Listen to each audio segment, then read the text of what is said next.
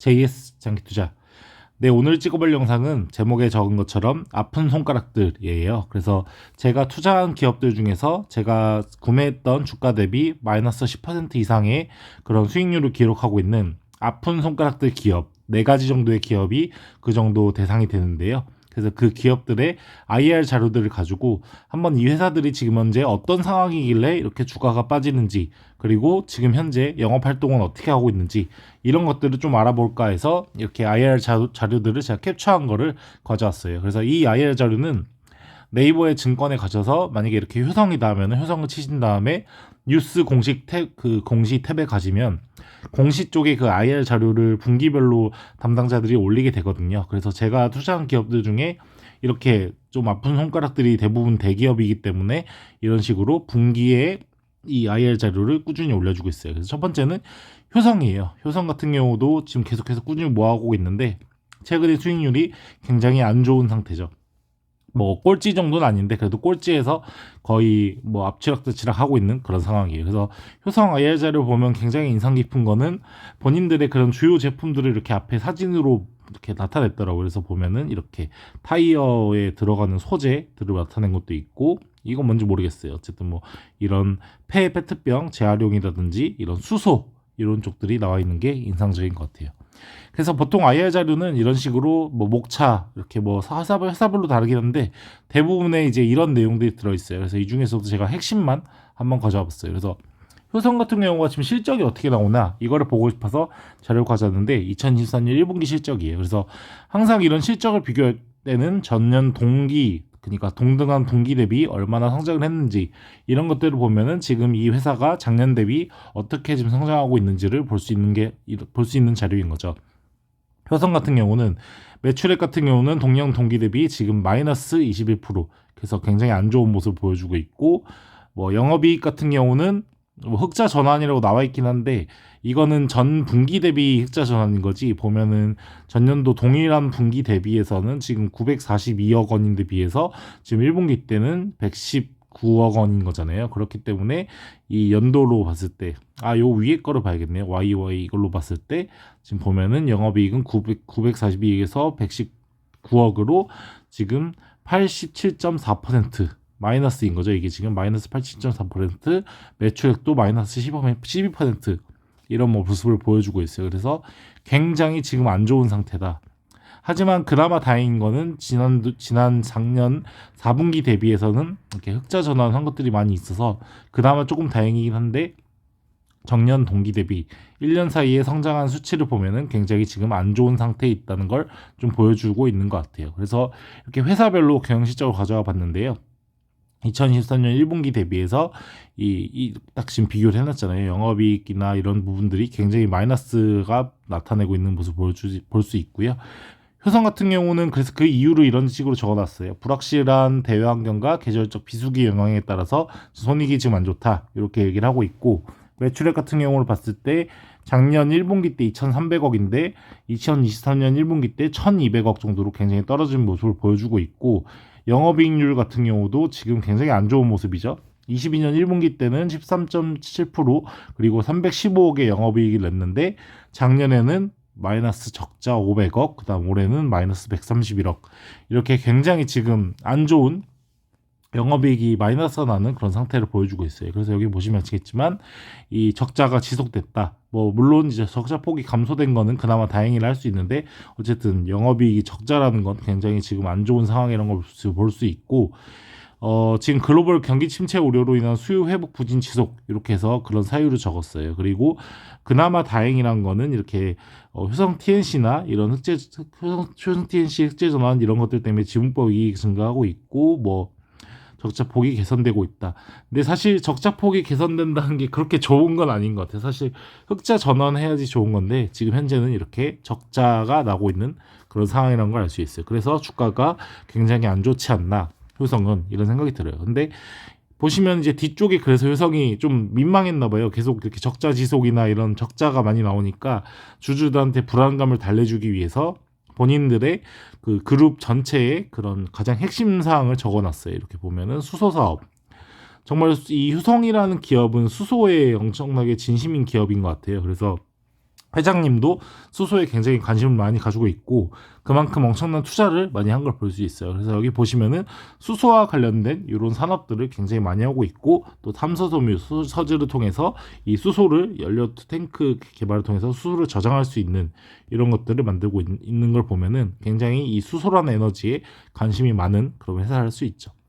그래서 그룹사들을 이렇게 쭉 나타낸 건데요. 저도 몰랐던 그룹사들이 좀 있는 것 같아요. 뭐 보통 제가 사실 효성이라고 생각했을 때 투자했던 그 항목들이 이 효성 TNC 쪽이나 뭐 중공업 쪽 그리고 뭐 첨단 소재 그다음에 뭐 화학 쪽 뭐 효성 ITX도 좀 알고 있었고요. 그다음에 솔직히 나머지는 잘 몰랐던 게 많은 것 같아요. 아 이것도 알았다. ATM 기기. 요 정도는 알았는데 나머지는 좀 몰랐던 산업이 많은 것 같아요. 그만큼 이 산업군을 보면 아시겠지만 사실은 B2C 이 직접 소비자하고 연결되는 그런 기업들은 거의 없어요. 거의 다 이제 B2B 기업들이 많기 때문에 효성이라는 기업이 잘 모르는 사람들이 많을 수도 있고요. 이 지배 구조를 봐도 사실은 이 유통주는 별로 안 돼요. 보면 아시겠지만 거의 이 회장님 일가가 거의 반 이상을 가지고 있기 때문에 그리고 국민연금도 많이 가지고 있고 이런 식으로 그래서 뭐 개인이 뭐 어느 정도 가진다 해서 회사를 뭐 이렇게 힘들 수 있는 그런 구조가 아닌 회사고요. 굉장히 또 재밌는 거는 효성 이 그룹사는 시총이 1.4조인데 그 아래에 있는 이런 그 자회사들은 더 어떻게 보면 더 시총이 더 높은 기업들이 많은 걸 알 수 있어요. 효성 TNC 같은 경우는 시총이 1.6조고 삼성소재도 1.7조고 그래서 모회사보다 자회사가 더 큰 그런 모습을 보여주고 있죠. 사실 효성에 사실상 저도 이제 투자를 했던 가장 포인트가 배당이었던 것 같아요. 특히나 이제 배당금 자체가 한 5년 정도 꾸준히 되게 높은 배당을 줬기 때문에 아무래도 인기가 있지 않았나 이런 생각이 들고요. 효성 같은 경우도 그거를 되게 강점으로 생각하고 있어서 이렇게 가져온 것 같아요. 그래서 보시면 아시겠지만 최근 이제 한 3개년 정도 봤을 때 한 6% 이상의 배당률을 준 거를 볼 수 있고요. 배당금 자체도 2013년에는 1,000원밖에 안 됐는데 지금 2016년부터 5,000원씩 계속 1, 2, 3, 4, 5년을 주다가 2021년도에 6,500원 그래서 이렇게 배당금을 늘려준 단기간에 확 올린 그런 사례가 있는데 굉장히 그 다음엔 또 안 좋은 사례 보여줬죠.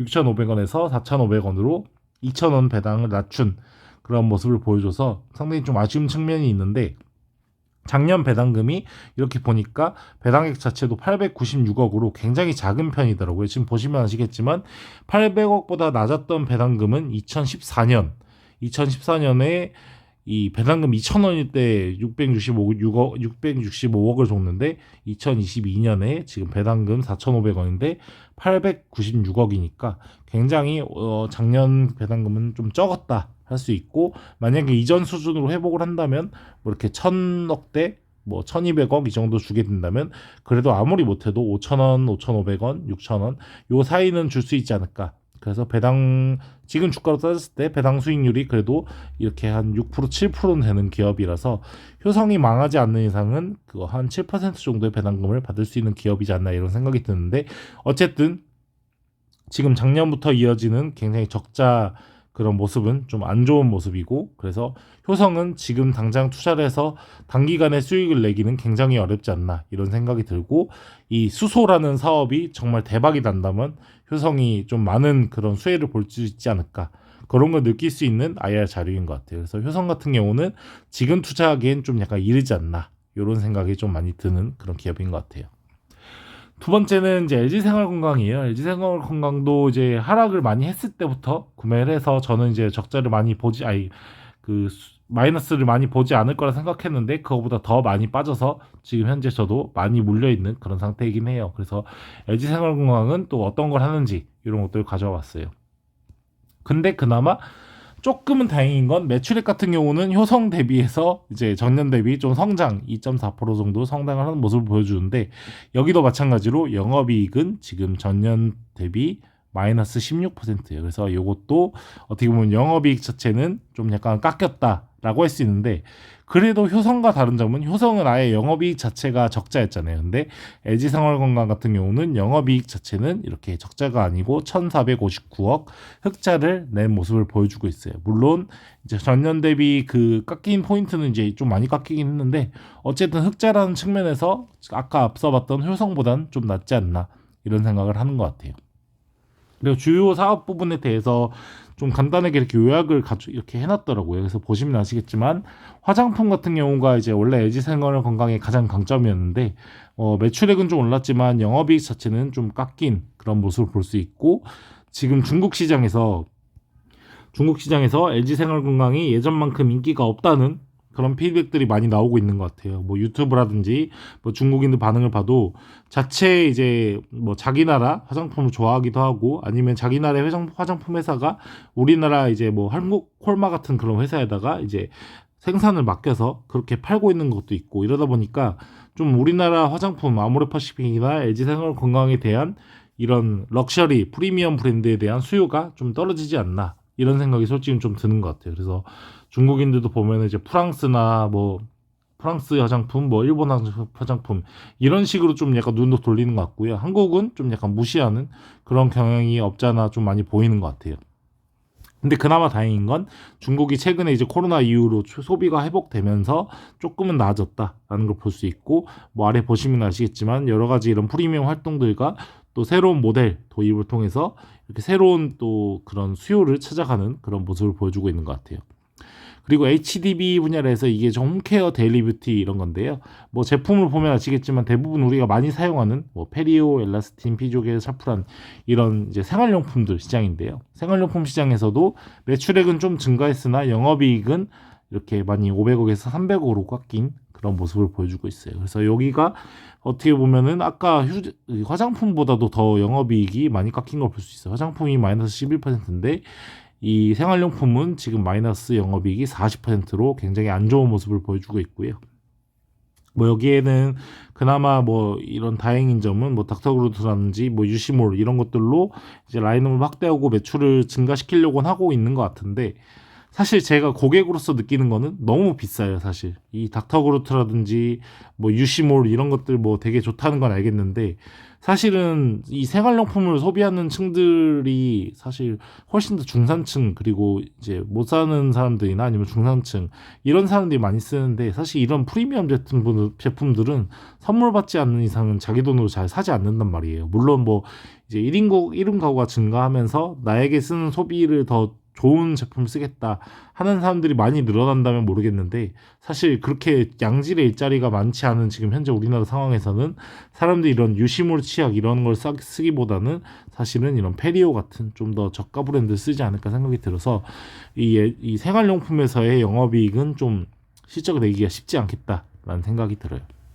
그리고 이 부분은 이제 많은 사람들이 불만이 많은 부분인 것 같아요. 이제 음료 부분인데요. LG생활건강이 이제 한국 코카콜라를 인수해가지고 장사를 하고 있는데 굉장히 가격을 많이 올리고 있어요. 그래서 그게 딱 지금 수치로 나타나는 게 매출액도 많이 증가했고 영업이익도 유일하게 아까 화장품이나 생활용품 대비해서 음료 부분은 많은 영업이익을 올리고 있는 걸 보여주고 있어요. 그러니까 더 전년 대비 증가한 거죠. 그래서 영업이익도 플러스 1.3% 정도 오른 게 나오고요.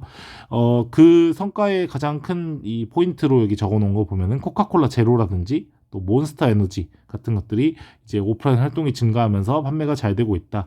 이런 것들이고 이렇게 저도 몰랐던 제품인데 파워에이드 제로 요건 한번 먹어보고 싶네요. 궁금하긴 한데 파워에이드 제로나 이 환타 제로 같은 제품들을 내면서 지금 보시면 아시겠지만 코카콜라가 이 음료 매출 비중의 48% 그 중에서도 제로가 10% 정도로 제로 시장도 많이 성장하고 있고 또 몬스터 에너지나 조지아도 잘 팔리는 것을 볼 수 있어요. 그래서 그 외에 나머지 해태 음료라든지 이런 브랜드들은 나와 있진 않은데 생각보다 그 매출보다 코카콜라의 매출이 상당히 크다는 걸 알 수 있어요. 근데 너무 가격을 많이 올려서 주주인 저도 사 먹기가 좀 힘든 것 같아요. 요즘에는 편의점 가면 거의 뭐 2,000원 가까이 하니까요. 그래서 이제 연결 재무제표를 가져와 봤는데요. 그래도 효성보다는 좀 나은 모습을 보여주고 있어요. 그래서 매출액 같은 경우도 좀 늘었고 영업이익이 마이너스 16%이긴 한데 아까 효성처럼 적자는 아닌 그런 상태이기 때문에 뭐 물론 이제 영업이익이 이제 전년 동일 분기 대비해서 깎인 거는 안 좋은 거지만 어쨌든 적자는 아니기 때문에 괜찮지 않나 이런 생각이 들고요. 또 대표이사님이 바뀌었어요. 원래는 이제 차석용 대표이사님이 굉장히 오랫동안 이 LG생활건강을 잘 이끌어 왔는데 이제 그분이 나가고 나서 새로운 분이 들어오시긴 했어요. 근데 저는 좀 약간 다행이라 생각하는 거는 이분이 그래도 양력을 보니까 굉장히 이 LG생활건강에 오랫동안 계셨고 또 생활용품, 화장품 또 이 리프레시먼트 이런 쪽을 담당하시면서 좀 많은 걸 좀 아시지 않을까. 그래도 본인 그 당사 제품을 좀 잘 알고 그런 강점을 잘 알아서 잘 영업을 할 수 있지 않을까 이런 생각이 좀 들긴 드는 것 같아요. 그래서 보시면은 이렇게 뭐 브랜드 포트폴리오 강화라든지 해외 사업 뭐 이 중에서 저는 좀 약간 눈에 띄는 건 이 두 번째 북미 현지 사업 역량 강화 이 측면이 좀 괜찮은 것 같아요. 사실은 이제 중국에서의 이제 한국 그 화장품은 사실 옛날처럼 붐이 일기는 쉽지 않을 것 같고요. 이 북미라든지 뭐 여기 나와 있는 것처럼 일본이나 동남아 시장 이런 것들을 좀 노리는 게 좋지 않을까 생각이 들어서 새로 취임하신 이 이정혜 사장님께서 좀 잘하셔서 주주들을 좀 웃을 수 있게 해줬으면 좋겠다는 생각이 듭니다. 그리고 이번에는 한국투자증권이에요. 한국투자증권은 제가 우선주를 가지고 있고요. 요게 이제 아픈 손가락 중에 가장 아픈 손가락인 그런 회사예요. 근데 좀 의외인 거는 제가 먼저 살펴봤지만 아까 효성이나 LG생활건강보다 오히려 더 나은 모습을 보여주고 있긴 해요. 보시면 아시겠지만 1분기 3천억 정도의 순이익을 기록한 걸 볼 수 있고요. 이 아래 나와 있는 내용은 너무 많아서 좀 뒤로 넘기면은 이렇게 한국투자증권은 자회사가 이런 것들이 있다. 저도 몰랐던 기업들이 꽤 많은 것 같아요. 특히나 뭐 이런 회사들은 정말 좀 약간 또 되게 금액이 좀 작은 거 순이익이 작긴 작은데 어쨌든 순이익이니까 잘했다고 생각하고 여기 지금 엑셀레이터 여기만 지금 적자이고 나머지들은 굉장히 지금 잘 낸 그런 상태를 볼 수 있네요. 요런 거 몇 개 빼고는요. 그래서 좀 잘하고 있다고 생각이 들고 아까 앞에 봤던 두 기업과 대비해서 여기는 지금 분기 순이익을 강조하고 있잖아요. 물론 이제 금융회사니까 당연히 그럴 수 있긴 한데 어쨌든 이 영업이익이 아니라 순이익이 3천억이라는 건 굉장히 대단한 그런 모습이라 볼 수 있고요. 연결 자산을 보게 되면은 그룹 자산 총계 순이익 추이가 계속해서 증가한 걸 볼 수 있어요. 그래서 2019년, 20년 대비해서 지금 굉장히 많은 이 92.3조잖아요. 그래서 자산이 굉장히 잘 늘고 있는 그런 모습을 볼 수 있고요. 이렇게 보시면은 이제 실적 리뷰로 해서 한국투자증권 가장 매출이 큰 요거 하나만 가져와 봤는데 전분기 대비 증감률이 굉장히 좋아요. 보면은 28% 플러스 10%, 18%, IB도 흑자 전환, 자산 운용도 196%. 와, 굉장히 지금 일을 잘하고 있는 그런 모습을 볼 수 있고요.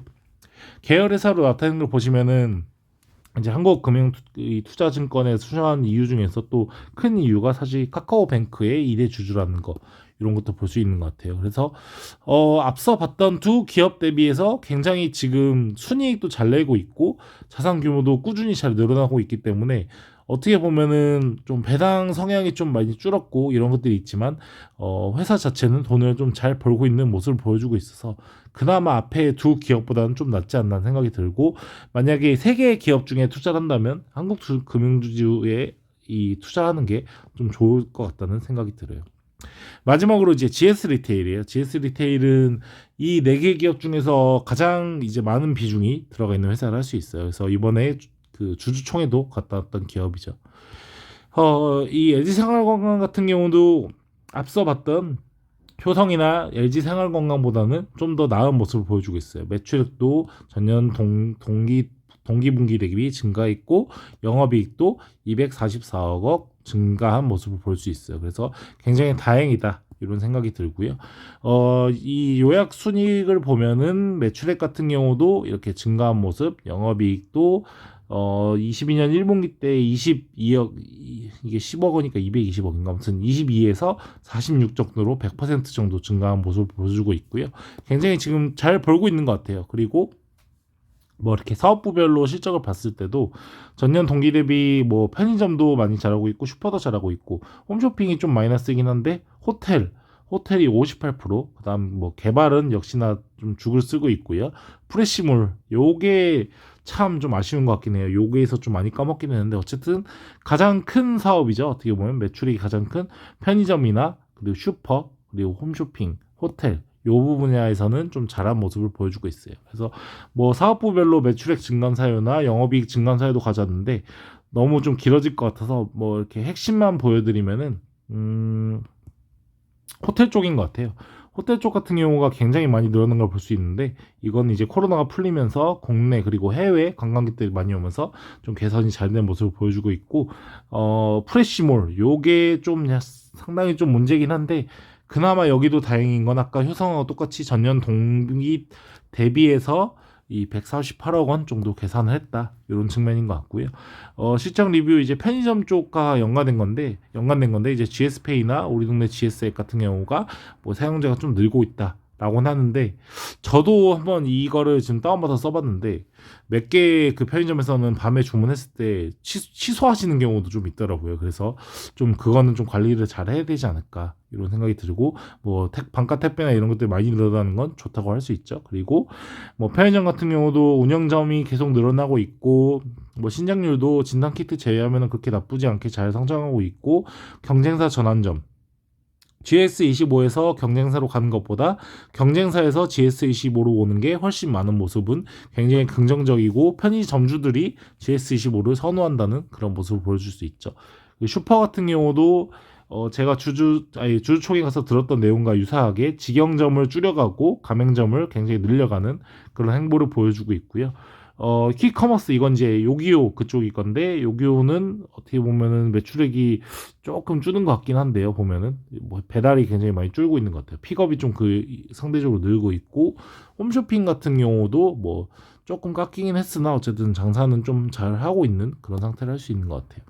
그리고 이제 가장 좀 성과가 좋았던 호텔 같은 경우도 이제 GS 리테일이 가지고 있는 호텔이 뭐 그랜드 호텔, 코엑스 호텔, 뭐 나인트리 호텔 이런 것들이 있는데 굉장히 뭐 관광객들이 늘어나면서 잘 되고 있는 모습을 보여주고 있는 것 같아요. 그래서 손익계산서 가져와 봤는데요. 요것도 이제 뭐 전년 동기 대비해서 굉장히 좋은 모습을 보여주고 있기 때문에 앞서 봤던 두 개의 기업 효성이나 LG생활건강 같은 경우는 지금 현재 실적 자체도 좀 안 좋은 상황인 거고 이렇게 보시면은 GS 리테일이나 한국투자증권이 아니죠. 한국금융지주 우선주죠.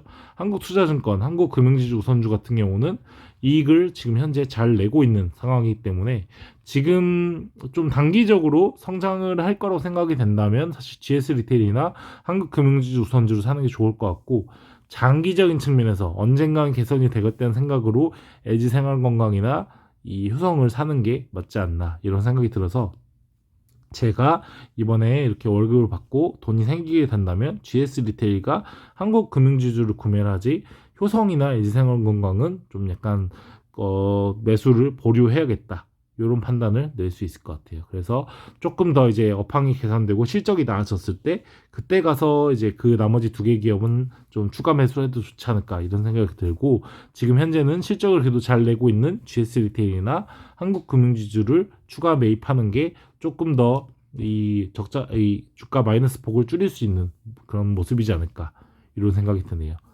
예, 긴 시간 동안 영상 시청해주셔서 감사하고요. 약간 이거는 구독자 여러분들을 위한 영상은 솔직히 아닌 것 같아요. 제가 투자한 기업에 대해서 제가 사실 이렇게 분석하려고 이렇게 영상을 같이 찍게 되었는데 뭐 도움이 되신 분이 있으시다면 정말 다행이고 만약에 이 4개 기업에 투자를 하지 않으셨다면 아마 여기까지도 보시지도 않으셨을 것 같긴 해요. 그래도 이런 식으로 분기별로 이런 큰 기업들은 실적을 이렇게 PPT 형태를 통해서 이렇게 공시자료로 내보내니까 이런 것들을 보면서 주가가 빠졌을 때라면 이 회사가 정말 지금 흔들림이 있는 건가 문제가 있는 건가를 알 수 있지 않나 이런 생각이 들고요. 뭐 효성이나 LG생활건강은 언제 빨리 좀 회복이 됐으면 좋겠다는 그런 생각이 들고 효성이 지금 굉장히 안 좋네요 보니까. 그래서 올해도 그렇게 높은 배당을 기대하지 못할 것 같고 GS 리테일 같은 경우는 전년도보다는 확실히 배당을 좀 기대해 볼 만한 상황이지 않을까 이런 생각이 이 실적자를 보면서 들게 되네요. 한국금융지주 우선주도 마찬가지고요. 그래서 제가 아픈 손가락인 기업 4가지를 한번 분석해 봤는데요. 4가지 기업 중에 효성과 LG생활건강은 좀 아픈 기간이 길어질 것 같다 이런 생각이 들고 GS 리테일과 한국금융지주는 조금은 이제 아픈 손가락이 좀 나아지고 있는 그런 상태이지 않나 라는 생각을 하게 되네요. 예, 긴 시간 동안 영상 시청해주셔서 정말 감사합니다.